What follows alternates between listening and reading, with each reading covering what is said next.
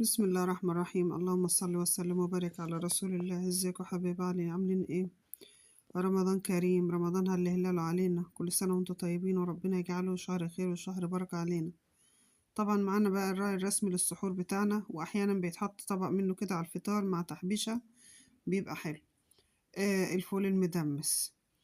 طبعا انا بشتري الفول اللي هو حبايته عريضة، الفول البلدي ده بيبقى سهل في الطياب وبيفضل ابيض زي ما هو، وبيبقى حتى طعمه كمان حلو في الاكل.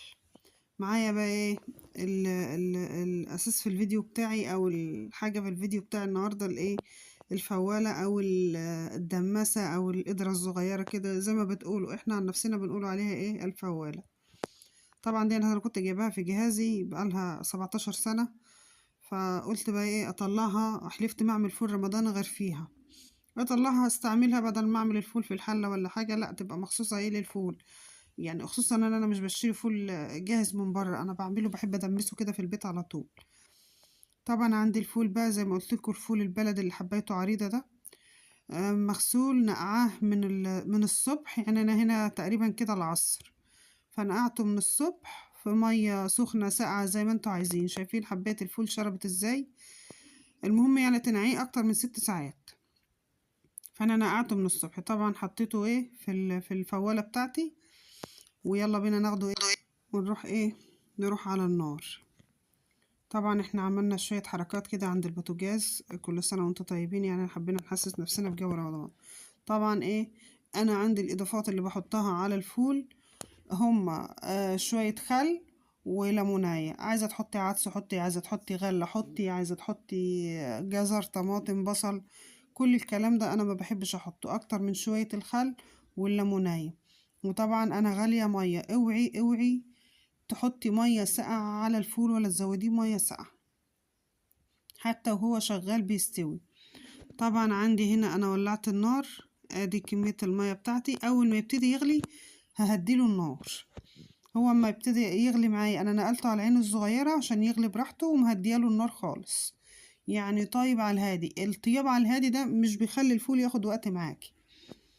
طبعا هنا بقى الفول بتاعنا خد ايه حوالي ساعة او ساعة ونص كده على البوتاجاز، بس طبعا كنت كل ما بزوده مية سخنة، يعني بسخنله مية كده في البراد او في الغلاية او في اي حاجة. شايفين بقى الفول ميته رايقة ازاي وهو ابيض ومستوي؟ يعني بصوا، يعني ما شاء الله شوية فول يتاكلوا حاف، بتبقي تشوفي الفول بتاع زمان ده، هو ده الطعم بتاع الفول بتاع زمان، وريحته حتى وهو بيستوي ريحته جميلة. طبعا بما ان احنا عاملين الفول في القدرة، يبقى هنجيب المغرفة بتاعت الفول دي. اطلع بقى شوية فول كده، انا عايزة اوريكم بس يعني الفول قد ايه جميل وقد ايه ابيض ولونه مغيرش. الليمونية وشوية الخل بيخلوا لونه ابيض وبيسرعوا لي عملية التسوية بتاعته، وما بيغيرش في طعمه ولا حاجة، بالعكس الليمونية بتديله سنة مزازة كده، بيبقى طعمه جميل. انا شخصيا هي دي طريقتي. هطلع بقى شويه ميه، لان الميه في الفول ما كانتش مش كتير، انا مش مكتره له ميه، مش مخلياه في ميه كتير، انت بتتحكمي في الميه زي ما انت عايزه، ولا نشا بقى ولا دقيق ولا اي حاجه اهو. وساعه ما بيتهرس بتلاقي الفول لف معاكي، انت بتحطي له ميه كمان عشان يبقى ايه خفيف معاكي، فكميه الميه انت بتتحكمي فيها زي ما انت عايزه. انا عايزه اوريكم ان هو قد ايه مستوي وقد ايه حلو وقد ايه جميل.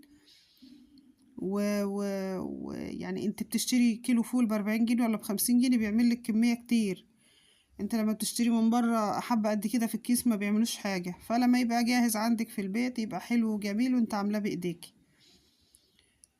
آه طبعا الفول اساسي عندنا في السحور، تعملي عليه بصل، تعمليه بطماطم، تعمليه بتوم، تعمليه زي ما انت عايزة. انا شخصيا بحب اسخن شوية زيت، انزل فيهم قرن فلفل حامي، وانزل عليهم شوية الفول، وشمي ريحة الفول ودوقي طعم الفول. بس حتى الكمون ما برضاش احطه للفول، شوية ملح بس. وكده خلصنا الفول بتاعنا. بما ان الفيديو فول فاحنا معانا ايه، فول اخضر. ابو حبيبه بقى جاب لنا شويه فول اخضر كده من الغيط. طبعا الفول هنفرحوا بيه في رمضان، مش هنلحقوا نشبعوا منه، هيجي في رمضان واحنا بنفطر وما بنبقاش عايزين ناكل حاجة تانية، بس يعني منه كان لسه جاي من الغيط كده وصابح وحلو، فقلت اوريهولكوا. ما شاء الله عليه طعمه جميل. طبعا الفيديو ده كان متصور قبل رمضان، فعشان كده انا كنت شغالة باكل في الفول قبل رمضان بيوم واحد يعني انا عملت الفول وسحرنا منه. فيعني ما شاء الله عليه شوية الفول بتوعي دول يعني عاملين زي الزبدة. تعملي بقى، انا بحب اعمل مثلا لو على الفطار بحب اعمل له معلقه طحينه كده واحط. طبعا كميه الفول اللي فاضله معايا دي هعبيها في كيس وادخلها في الفريزر، طلع الكيس على قد الاستعمال بتاعي. حبيت بس اديكم الفكره بتاعتي او الحاجه اللي انا فرحت بيها وطلعتها من جهازي. لما بطلع حاجه كده من جهازي وبعمل فيها كده بفرح بيها. كل سنه وانتم طيبين، ربنا يعود عليكم الايام بخير ويجعل رمضان خير وسعد وهنا علينا كلنا. واللهم اجعلنا زايدين دايما مش ناقصين، ومحدش يغيب مننا، وتفضل فرحة رمضان في قلوبنا زي ما هي. كل سنة نفضل فرحانين برمضان ومستنيين رمضان، وتكون دخلة رمضان دخلة خير وهنا وسعادة علينا، وبيتنا دايما يكون خير يعني مليان وعمران بخير رمضان. كل سنة وانتم طيبين، بحبكم في الله، أحلى أخوات وأحلى متابعين.